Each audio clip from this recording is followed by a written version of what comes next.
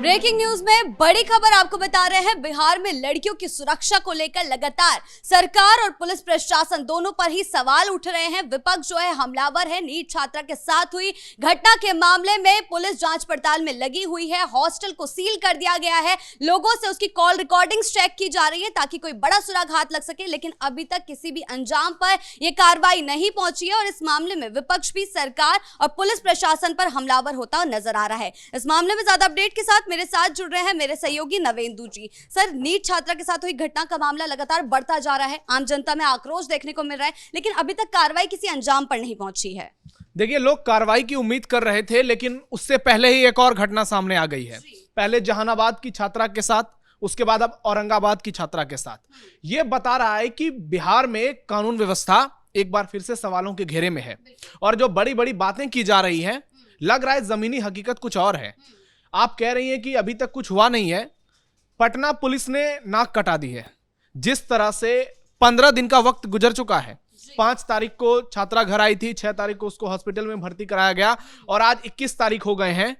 लग रहा है कि पटना पुलिस जिस तेजी से उनको काम करना चाहिए था वो नहीं कर पाई। उन पर सीधे सीधे आरोप लग रहे हैं कि पहले तो उन्होंने पूरी कहानी को मैनेज करने की कोशिश की, लेकिन जब एम्स के डॉक्टर ने पोस्टमार्टम रिपोर्ट जारी किया, उसके बाद पटना पुलिस के सुर बदल गए और अब सम्राट चौधरी ने जब कड़े निर्देश दिए हैं तो उसके बाद लग रहा है कि पुलिस थोड़ा बहुत पहले से ज्यादा फुर्तीली नजर आ रही है। लेकिन एसआईटी के गठन के बावजूद, शंभू गर्ल्स हॉस्टल से लेकर जहानाबाद तक लगातार जांच होने के बावजूद अभी तक क्यों नहीं कुछ भी निकलकर सामने आ रहा है, यह बहुत बड़ा सवाल है। एक छात्रा के साथ इतनी बड़ी घटना हो जाती है और आप देखिए कि इस मामले को खुद डीजीपी देख रहे हैं, विनय कुमार। उसके अलावा आईजी हैं, उनके नीचे डीआईजी हैं, फिर एसएसपी हैं, बहुत सारे थाना के प्रभारी लगे हुए हैं, लेकिन अब तक कुछ भी सुराग नहीं मिल पा रहा है। तो लग रहा है कि कोई बहुत बड़ा इसमें आरोपी शामिल है। अमेरिका इंग्लैंड का है, कहां है, किसी को समझ में नहीं आ रहा है। और पुलिस ने जिस तरह से इसमें अपना रूप दिखाया है, जिस तरह से अपना चरित्र पेश किया है, बिहार पुलिस ने एक बार फिर से साबित कर दिया है कि अगर उस पर सवाल उठते हैं तो बहुत लाजमी है। और अभी तक आप देख लीजिए, सिर्फ मनीष रंजन की गिरफ्तारी हुई है जो उस हॉस्टल का मालिक है। और हमारी कई लोगों से बातचीत हुई तो उन्होंने बताया है कि मनीष रंजन जो हैं वो पटना में एक बड़ी शख्सियत हैं, कोई छोटे मोटे लोग नहीं हैं। और पप्पू यादव ने भी यही बड़ा बयान दिया है कि मनीष रंजन के तार जो हैं बड़े बड़े लोगों के साथ जुड़े हुए हैं। ये तक सवाल उठाए जा रहे हैं क्या कि पुलिस किसी को बचाने की कोशिश कर रही है? वही मैं कह रहा हूं कि मनीष रंजन के तार बड़े बड़े लोगों के साथ जुड़े हुए हैं। हो सकता है इसमें बड़े पुलिस अधिकारी हों। हॉस्पिटल तो पहले से ही मैनेज था। तो एक व्यक्ति जो 4 साल पहले खुद सफाई कर्मचारी था, आज वो पटना में 10 गर्ल्स हॉस्टल का मालिक कैसे बन गया? ये सवाल सीधा हम पूछ रहे हैं और मनीष रंजन को उसका जवाब देना चाहिए कि 4 साल पहले आप खुद एक सफाई कर्मचारी थे और 4-5 साल में आप इतने बड़े बिल्डर बन गए। ऐसा कैसे हो सकता है? क्या इसमें किसी बड़े लोगों की मिलीभगत नहीं है? और जो सवाल विपक्ष उठा रहा है वो बिल्कुल भी जायज है। आप देखिए कि अब जो डिस्चार्ज समरी जारी किया गया है हॉस्पिटल की ओर से, उसमें कहा गया है कि लड़की ने नशीली पदार्थ का सेवन किया था। कोकीन की बात कर रहे हैं, यहां तक कि भांग के लिए भी जांच की गई, गांजे के लिए जांच की गई। लेकिन जो बातें कह रहे हैं कि जहरीली पदार्थ का सेवन किया, तो उसका भी एक जांच करवा लेते। आप बहुत एक सामान्य सा उदाहरण है, जब भी किसी खिलाड़ी पर नशे लेने का आरोप लगता है तो क्रिकेट में उसका डोप टेस्ट होता है, तुरंत दूध का दूध पानी का पानी हो जाता है। लेकिन आपने दुनिया भर के टेस्ट करवा लिए, प्रेगनेंसी टेस्ट करवा लिए, यूरिन टेस्ट करवा लिए, बीपी लो था वो वाला टेस्ट करवा लिया, तो फिर जहर वाला टेस्ट क्यों नहीं कराया? और पुलिस इतने जल्दी सामने आई, तमाम बयानबाजी कर दिया पुलिस ने। और उसके बाद जब एम्स के डॉक्टरों ने असली बात का खुलासा किया कि लड़की के साथ जबरदस्ती की गई है, उसके शरीर पर कई जगह चोट के निशान हैं, प्राइवेट पार्ट्स पर चोट के निशान हैं, तो वहां पर पटना पुलिस के होश उड़ गए। उनको लगा कि अब अगर मामला दबाएंगे तो पूरी तरह से पोल खुल जाएगी। मामला दबाने के लिए सीधा कह दिया गया था नींद की गोली खाई है, सुसाइड अटेम्प्ट किया है और मामला दब जाएगा, इन्होंने ये सोचा था। लेकिन अब सबके सब कानून व्यवस्था पर सवाल उठा रहे हैं कि पुलिस अब आगे क्या करेगी। रिपोर्ट्स में तो कुछ और ही सामने आया है। देखिए, लड़की घर से 5 तारीख को निकली है, वो स्टेशन आती है, उनकी माँ उनके साथ रहती है। वो सीसीटीवी में साफ साफ नजर आ रहा है कि लड़की की जो बॉडी लैंग्वेज है वो नॉर्मल है। वो अपने माँ से मिलती है, बहुत अच्छे से बातचीत करती है। उसके बाद स्टेशन से शंभू गर्ल्स हॉस्टल पहुंचती है, वहां भी वो बहुत सही रहती है। जो सीसीटीवी दिख रहा है, लड़की आ रही है, उसमें ऐसा लग नहीं रहा है कि उसके साथ किसी ने मारपीट की है। वो बहुत ज्यादा तनाव में है।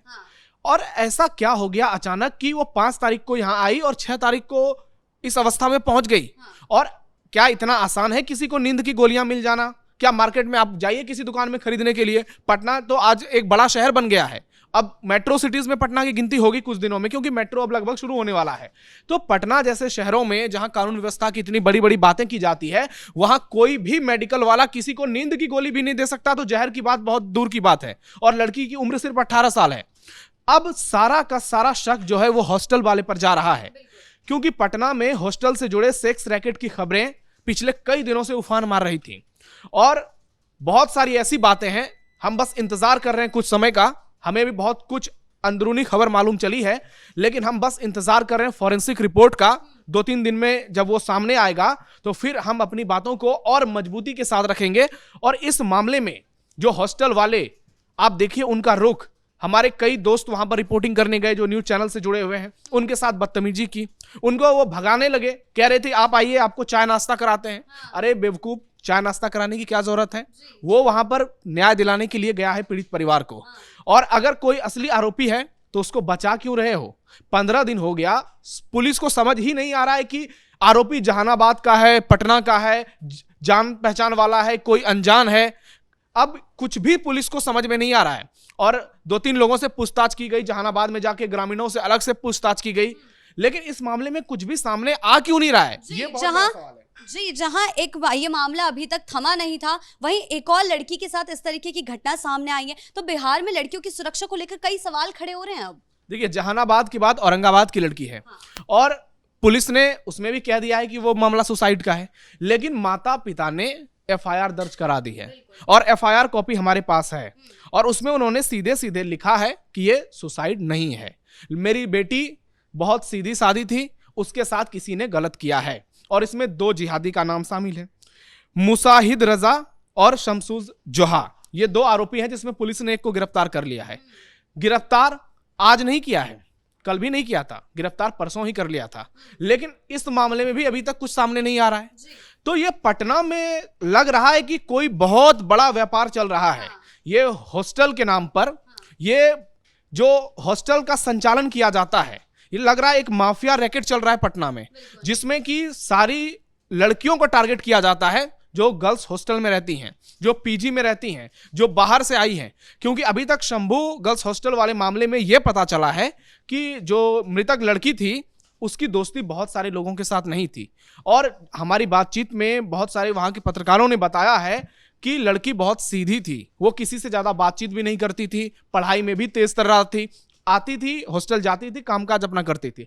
तो अचानक ऐसा क्या हुआ कि उस लड़की के साथ इतना बड़ा घटना हो गया?